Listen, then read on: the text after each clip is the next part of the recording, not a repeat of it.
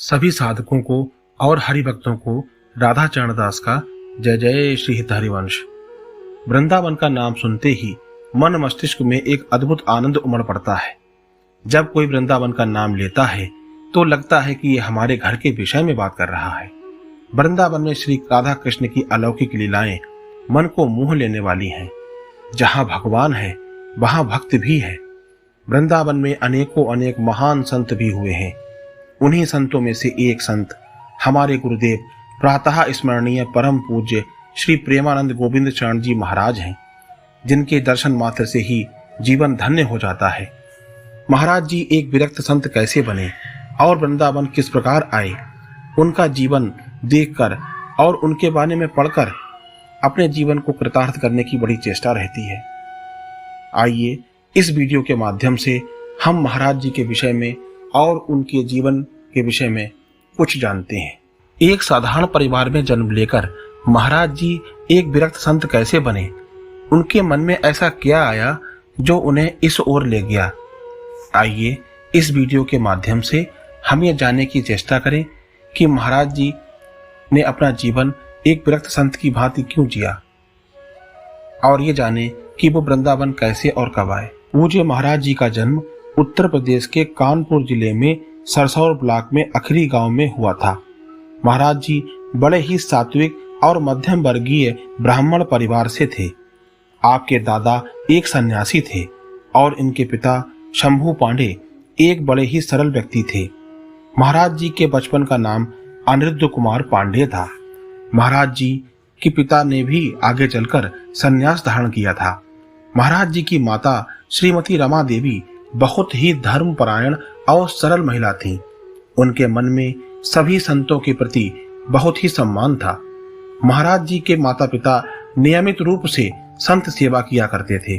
आपके घर का वातावरण पूर्णतः शांत, शुद्ध और भागवतिक था।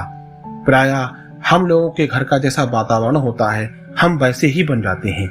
महाराज जी के बड़े भाई नित्य प्रतिदिन श्रीमद् भागवत का पाठ किया करते थे, जिसे पूरा परिवार एक साथ बैठकर श्रवण किया करता था। महाराज जी ने बहुत छोटी सी उम्र में ही चालीसाओं और धार्मिक पुस्तकों का अध्ययन करना शुरू कर दिया था, और जब वे 5वीं कक्षा में पढ़ते थे तब से ही उन्होंने गीता प्रेस प्रकाशन की सुख सागर का अध्ययन शुरू कर दिया था। इतनी छोटी सी उम्र में महाराज जी ने इस जीवन को किस प्रकार जीना चाहिए और इस जीवन का उद्देश्य क्या है, इस विषय पर ध्यान केंद्रित किया। जिस उम्र में बच्चे खेलते हैं और उनका मन खेल कूद में लगा रहता है, उस उम्र में महाराज जी ने अपने मन को आध्यात्म में केंद्रित किया। जब महाराज जी 5वीं कक्षा में थे तब से ही उन्होंने श्री राम जय जय राम और श्री कृष्ण गोविंद हरे मुरारी का पाठ प्रारंभ कर दिया था। महाराज जी ने अपने जीवन की प्राप्ति के उद्देश्यों को खोजना शुरू कर दिया था। उनके मन में ये विचार आता था कि क्या माता पिता का प्रेम स्थायी है, क्या माता पिता उनके साथ सदा रहेंगे।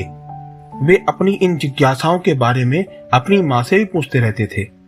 वे सोचते थे कि जब माता पिता स्थायी नहीं, उनका प्रेम स्थायी नहीं, उनका सुख स्थायी नहीं, तो फिर स्थायी क्या है। हमें क्यों अस्थायी चीजों के पीछे दौड़ना चाहिए। जब जीवन में कोई भी सगा संबंधी, रुपया पैसा धन दौलत स्थायी नहीं है तो हमें इसके पीछे क्यों भागें।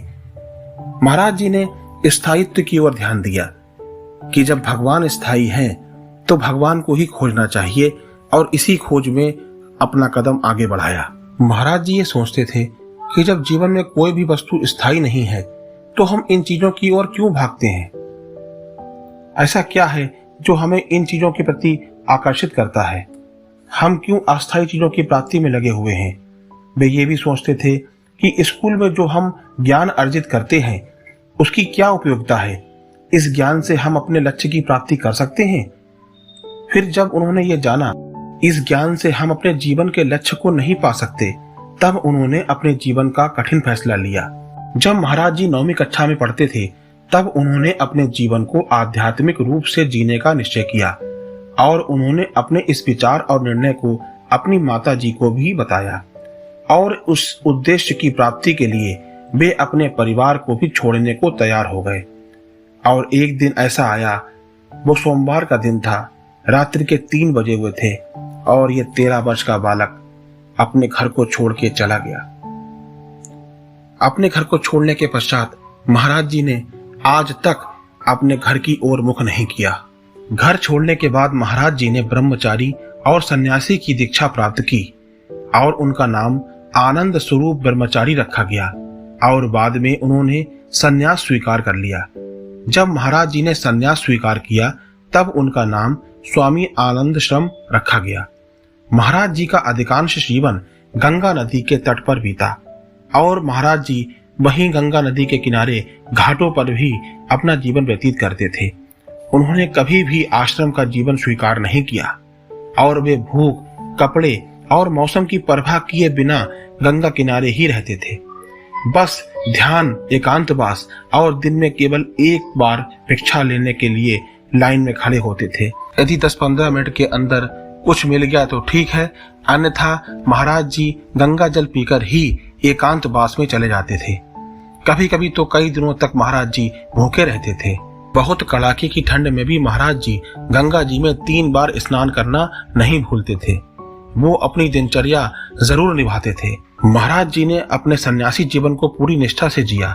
कहते हैं, जब देवादिदेव महादेव की अपने किसी भक्त पर असीम अनुकंपा होती है तब उस भक्त को श्यामा श्याम के प्रति प्रीति जागृत होती है। अब एक दिन महाराज जी पर भी शिव शंभु भोलेनाथ की कृपा हुई और वाराणसी में पीपल के वृक्ष के नीचे तुलसी घाट पर जब एक दिन प्रातः महाराज जी अपने ध्यान में मग्न थे तब उनके मस्तिष्क में एक प्रश्न जागृत हुआ, कैसा होगा वृंदावन। उससे पहले महाराज जी वृंदावन न कभी आए थे और ना ही वृंदावन के विषय में उन्होंने कुछ सुना था। भगवान शिव की कृपा से महाराज जी को प्रिया प्रीतम के चरणाबिंद का स्मरण हुआ। वहीं तुलसी घाट में एक संत द्वारा महाराज जी को काशी में भाई जी श्री हनुमान प्रसाद पोद्दार के विश्वविद्यालय में चल रही रासलीला के विषय में बताया गया और वहां चलने का विशेष अनुरोध किया गया। अनुरोध इतना तीव्र था कि महाराज जी रासलीला में जाने के लिए मना न कर सके और रासलीला देखने के लिए संत के साथ चल दिए। महाराज जी दिन में चैतन्य लीला और रात में रासलीला देखने लगे।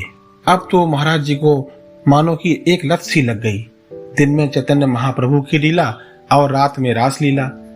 अब महाराज जी को रासलीला की एक सुखद अनुभूति होने लगी। वृंदावन की लीला ने महाराज जी का मन मोह लिया। महाराज जी ने लगभग 1 महीना रासलीला देखी। उसके बाद तो महाराज जी के मन में यही प्रश्न था कि वे वृंदावन कैसे पहुंचेंगे। महाराज जी के पवित्र अंतःकरण में हाहाकार मच गया। अब तो उन्हें लगने लगा कि बिना रासलीला देखे और बिना वृंदावन जाए और देखे वे कैसे जिएंगे। उन्होंने वहां के स्वामी जी से प्रार्थना की कि वे उन्हें अपने साथ रख लें। स्वामी जी ने महाराज जी से कहा कि यदि तुम एक बार भी वृंदावन चले गए तो बिहारी जी तुम्हें नहीं छोड़ेंगे। इस प्रकार महाराज जी को वृंदावन जाने से पहले 3 प्रकार का अनुभव हुआ। पहले स्मरण हुआ कैसा होगा वृंदावन, दूसरा रासलीला और तीसरा वृंदावन जाना है। इस प्रकार एक दिन एक संत महाराज जो कि महाराज जी से बड़ी ही घनिष्ठता मानते थे से महाराज जी ने वृंदावन जाने का आग्रह किया। इस प्रकार उन संत महाराज ने भी ये कह दिया, कोई बात नहीं, हम आपको वृंदावन पहुंचा देंगे। इस प्रकार उन संत महाराज ने महाराज जी को गाड़ी पर बिठा दिया। उस समय बनारस से वृंदावन के लिए कोई डायरेक्ट ट्रेन नहीं थी। पहले महाराज जी चित्रकूट गए और फिर चित्रकूट कुछ दिन रुककर चित्रकूट से वृंदावन आए। इस प्रकार महाराज जी वृंदावन पहुंच गए। अब आप इसे क्या कहेंगे, जिस व्यक्ति के पास 1 पैसा ना हो, खाने का कोई प्रबंध ना हो, कपड़ों का कोई प्रबंध ना हो और वो किसी भी प्रबंध की चिंता करे बगैर बनारस से उठता है और वृंदावन चला जाता है, इसे सिर्फ श्री जी की कृपा ही कहेंगे और कुछ नहीं। महाराज जी को वृंदावन के विषय में कुछ भी नहीं पता था।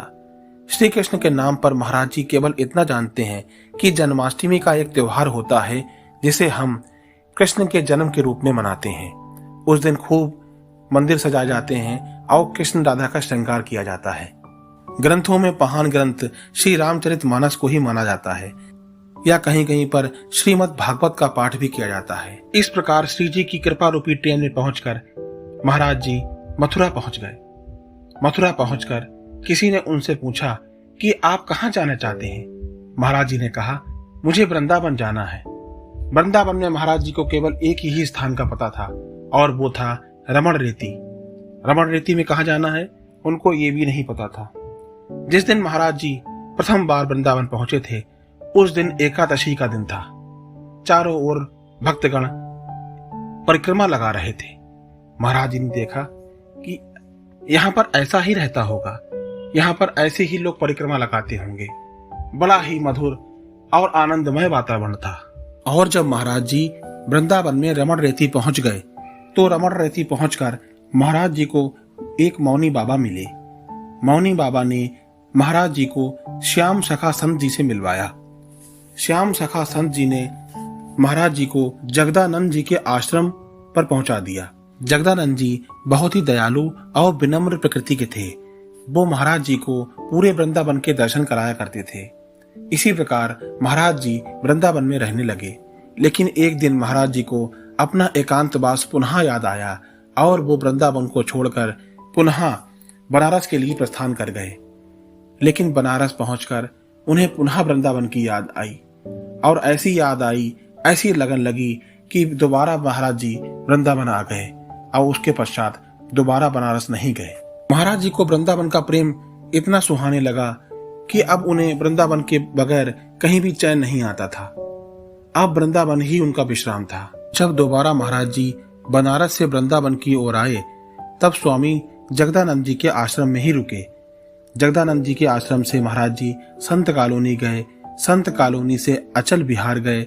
अचल विहार से मदन टेर की कुटिया में रहे। उसके पश्चात लाडली कुंड गए। उसके पश्चात काली देह में रुके और उसके पश्चात हित धाम में महाराज जी ने अपनी भजन साधना का केंद्र बनाया। हित धाम के पश्चात महाराज जी ने श्री हित राधा केली कुंज में भजन साधना केंद्र की स्थापना की। अब आज भी श्री हित राधा केली कुंज ही महाराज जी की भजन साधना की स्थली है। महाराज जी जब वृंदावन में रहने लगे तो अपनी नित्य दिनचर्या में वृंदावन की परिक्रमा किया करते थे और बांके बिहारी जी के दर्शन किया करते थे। एक बार बांके बिहारी मंदिर में जब महाराज जी दर्शन कर रहे थे तब एक संत ने उनसे कहा कि कभी कभी राधा वल्लभ जी के मंदिर भी चले जाया करिए। इस प्रकार महाराज जी के मन में राधा वल्लभ जी के मंदिर जाने की जिज्ञासा जागृत हुई। इस प्रकार बांके बिहारी के मंदिर में मिले संत के द्वारा कहने पर महाराज जी श्री राधा वल्लभ मंदिर गए। राधा वल्लभ मंदिर जब महाराज जी पहुंचे तो नित्य प्रतिदिन जाने की चेष्टा जागृत हुई। महाराज जी नित्य श्री राधा वल्लभ मंदिर जाकर राधा वल्लभ जी को निहारा करते थे। इस प्रकार जब महाराज जी प्रतिदिन मंदिर आने लगे तो वहां के गोस्वामी जी ने महाराज जी की भावदशा को देखा। वहां के गोस्वामी जी ने महाराज जी को, जो महाराज जी के गुरु हैं, परम पूजनीय श्री गौरांगी शरण जी महाराज, उनके विषय में बतलाया कि उनकी कुटिया कहां पर है और उनको राधा वल्लभी बनना पड़ेगा, तब ही वो इस संप्रदाय में आ पाएंगे। इस प्रकार जब परम पूज्य श्री गौरांगी शरण जी महाराज जी ने महाराज जी को दीक्षा प्रदान की तब महाराज जी पूर्णतया राधा वल्लभी हो गए। महाराज जी को दीक्षा यूं ही नहीं मिली, उसके पीछे भी एक बहुत बड़ी कहानी है। इस कहानी की चर्चा हम अपने अगले वीडियो में करेंगे। इस प्रकार यदि हम अपने महाराज जी के चरित्र को देखते हैं, पूरे जीवन चरित्र का अध्ययन करते हैं, तो उसके बाद सिर्फ यही बात निकल के आती है कि भगवान की कृपा जिस व्यक्ति पर होती है उसका कोई भी बाल बांका नहीं कर सकता। उसे जीवन में वो सब प्राप्त होता है, चाहे कितने भी कष्ट उसके प्रारब्ध में लिखे हों, लेकिन जिस पे कृपा बरसनी होती है वो बिरला ही होता है। उनमें से ही एक हमारे महाराज जी हैं। हमारे महाराज जी ने अपने घर का त्याग इसलिए किया क्योंकि उन्होंने अपने जीवन के उद्देश्य को समझना चाहा कि हमारा जीवन किस लिए इस धरती पर हुआ है, हम यहाँ क्या करने आए हैं। ना ही वो अपने मन से बनारस गए, ना ही वो अपने मन से वृंदावन आए, ना ही अपने मन से उन्होंने गुरु का चयन किया, ना उपासना का चयन किया, ना ग्रंथों का चयन किया। उन्हें क्या करना है उन्हें कुछ भी नहीं पता था, सब कुछ उनसे करवाया गया। उन्हें श्री जी इतना प्यार करती थी कि उन्हें अपने धाम में बुलाना चाहती थी और उन्होंने उन्हें बुला लिया। जब प्रभु को आपसे कुछ करवाना होता है तो वो आपसे करवा ही लेते हैं। जब प्रभु को अपनी भक्ति देना होती है तो वो दे ही देते हैं, चाहे किसी भी प्रकार से दें। ऐसे माता पिता को बारंबार दंडवत प्रणाम। ऐसी धरती को बारंबार दंडवत प्रणाम।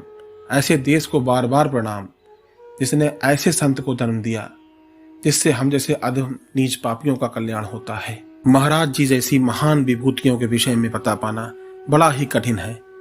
उसे हम जैसा तुच्छ अधम पापी क्या बता सकता है। बस बताकर थोड़ा सा मन भर आता है, अच्छा लगता है। संतों की वाणी को, संतों के जीवन चरित्र को गाकर आत्मा शुद्ध हो जाती है। और बस वही मैंने करने का प्रयास किया है और कुछ नहीं। यदि मुझसे कोई त्रुटि हो उसके लिए मैं आप सभी से क्षमा प्रार्थी हूँ।